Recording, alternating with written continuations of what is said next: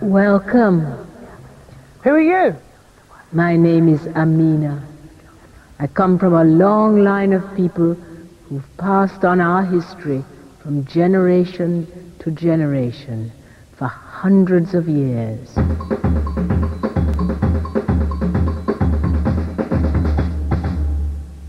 You've selected the history of black peoples of the Americas as a very large group. What do you want to know? I want to find out about people like me. I mean, I'm British, and I know that my grandparents came from the Caribbean. And my granddad told me that his ancestors came from somewhere else. So I want to know where they came from and why. What's their history? Your search starts over here, about 4,000 miles from the Caribbean in Africa. This is where some of your ancestors came from, hundreds of years ago. Africa is a vast continent.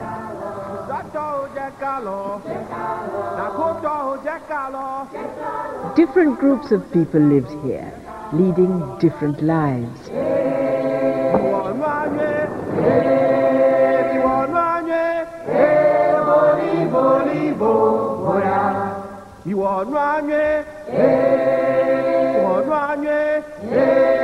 In some parts of Africa, people led very simple lives, and in others, they built up large empires.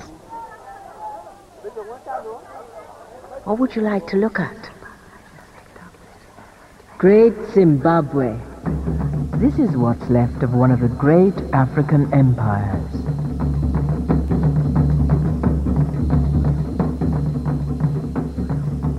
The Shona people lived around here. There was a lot of gold here, which made it a very rich area.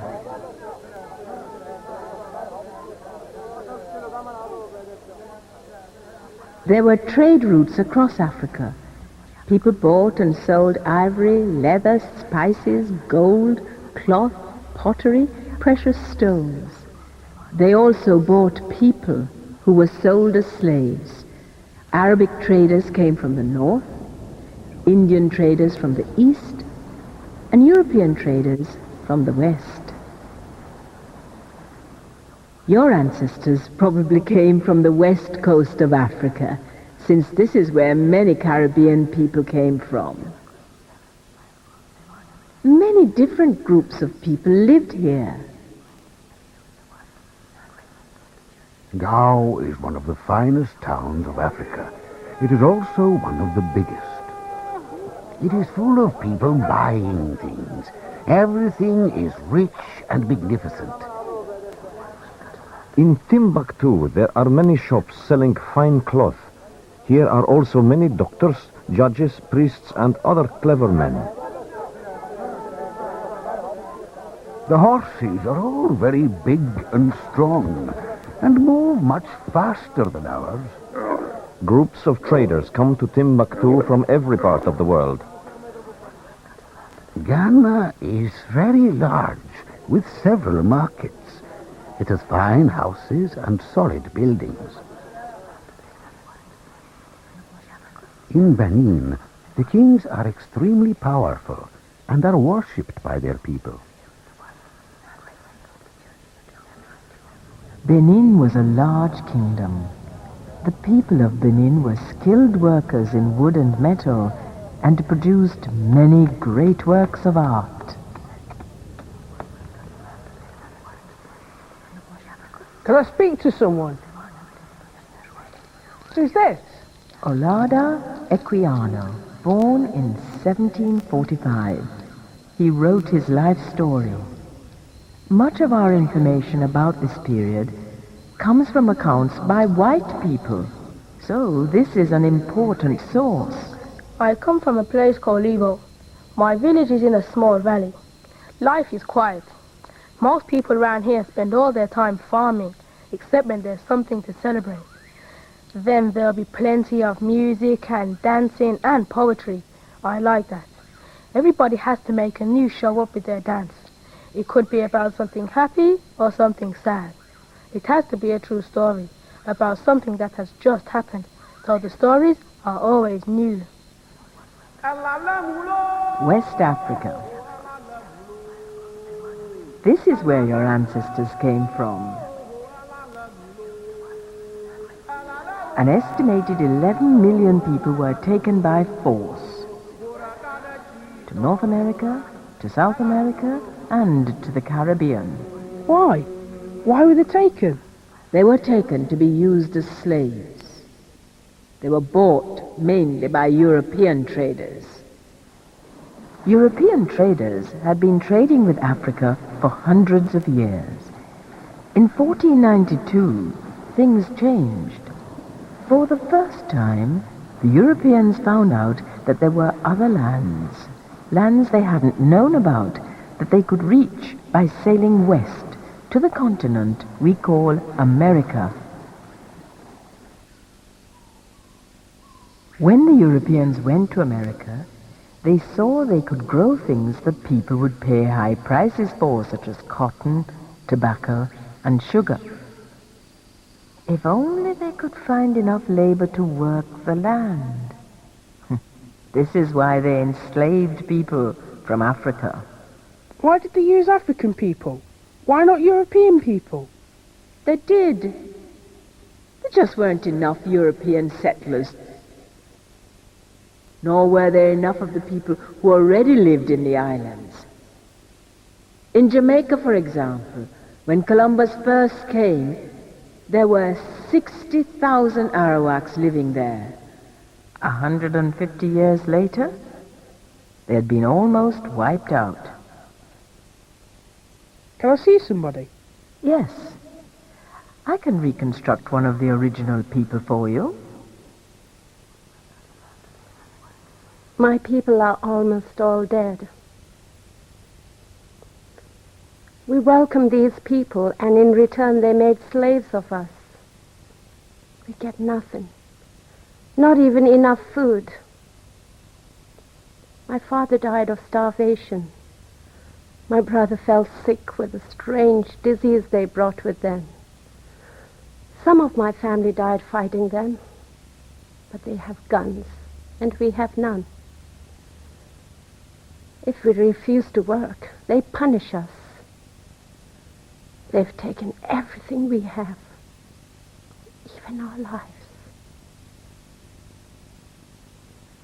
The African people brought over as slaves were not as badly affected by these diseases. So from the Europeans' point of view, it was a good idea to bring more and more African people across. So, was this the beginning of slavery? No. Slavery already existed in many places all over the world before this, not just in Africa. But the Europeans now encouraged the trade in Africa to grow. This gave them the labor they needed.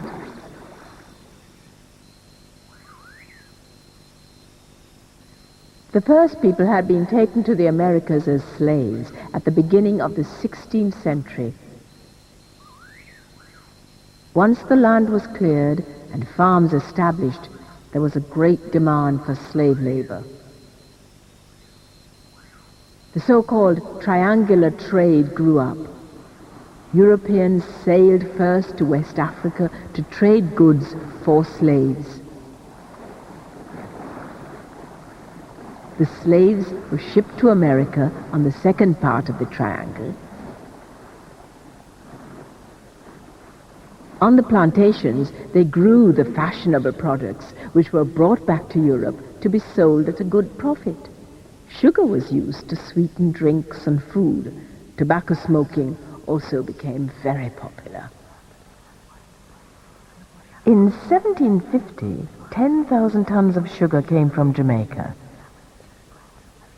By 1800, it was 2 million tons.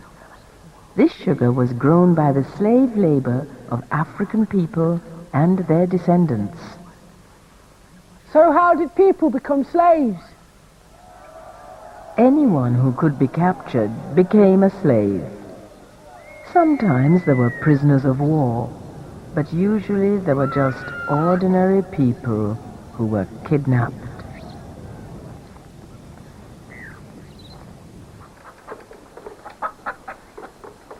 Europeans didn't usually capture the people they took as slaves. They paid African people to do it for them.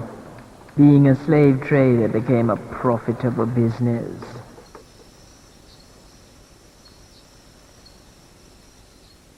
Everyone had gone off to work in the fields. My sister and me, we were playing. 2 men and a woman grabbed us and took us off into the forest.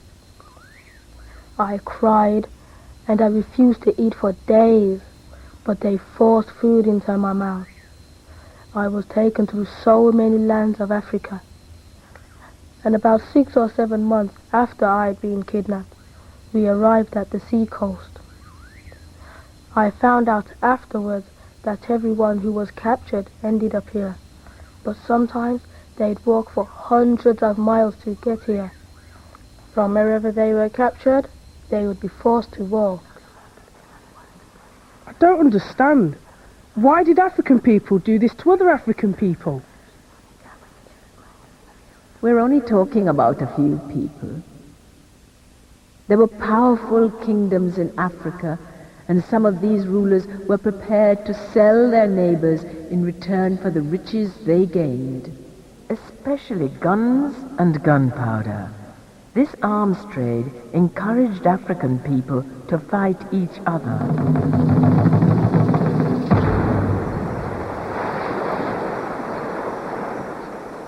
At the coast, we were kept there for a long time, in prisons they called barracoons. There were so many people there, all speaking their own languages. I felt lonely.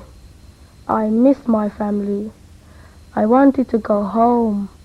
Men, women, boys, girls, all slept in the same place. It wasn't right. They kept us like this for a long time. Then one day, men came and we were taken out. They looked us over and some of us were made to go with them onto a very big ship. What happened then? I was put down under the decks. The air stank. I wanted to die. There were so many people crammed into the hole that no one could move. The chains on my wrists and ankles rubbed my skin to the bone. It was very dirty. And many people died. This was the Middle Passage. It took between 6 and 12 weeks. Inside the hold of the ship, they were kept in filthy conditions. It was a perfect breeding ground for disease. How could they stand it? Some of them couldn't, but others found ways to survive and even to resist what was happening to them. Helen! Helen! The shackles are free!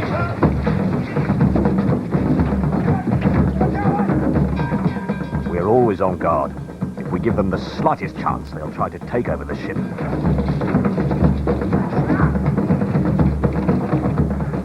We had to keep them in chains till we stole the land in the Caribbean. Otherwise, they would have killed us. Whenever they get a chance, they will fight hard and will not give in. They are desperate and will do anything for freedom. Did anyone get away? It was very unlikely. The odds were too high. Only a small percentage were taken to North America. Most were taken to South America or to the islands in the Caribbean. In the Caribbean, the first stop was usually Barbados, because that was the first island the ships reached. After many weeks, we came near to the island of Barbados. The whites on board seemed very happy, and as the seashore got closer, we saw the harbour and lots of other ships. How did you feel? Very scared. I didn't know what was going to happen to me. A lot of strange men came on board, and they looked at us. They even made us jump, and they pointed to the land like they were telling us to go there. I thought I might be eaten by these ugly men. After that, we were all put down under the deck again. I was still very scared. What happened then? We were sold. After a few days, we were taken off the ship and we were all pushed into a space, and white men looked at us from the edge of the circle. They waited until they heard a drum beat, and then they rushed into the yard where we were and chose who they wanted. It was very frightening to be pulled about and shouted at.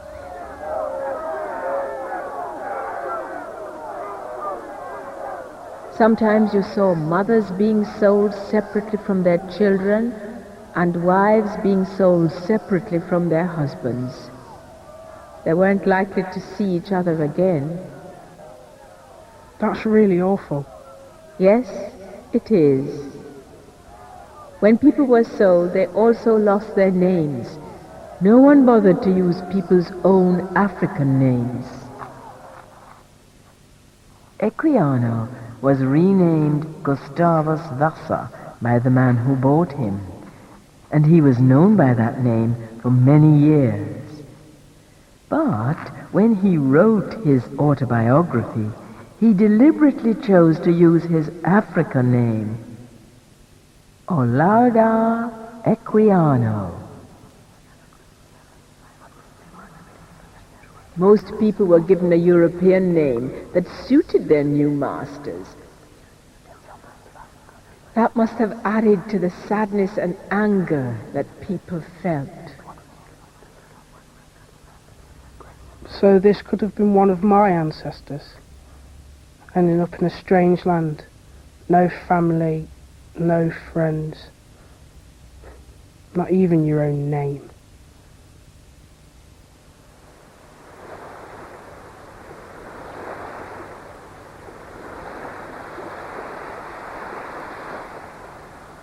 It is true that they came without any physical possessions. No money, no shoes, no weapons, no books. But they did bring their memories of their own cultures with them.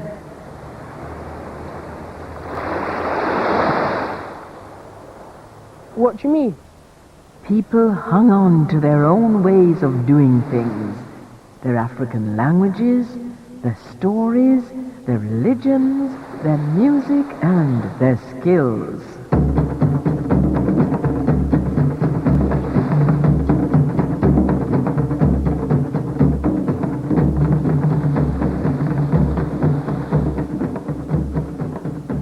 They didn't arrive empty-handed. African culture arrived in the Americas at the same time as the slave ships.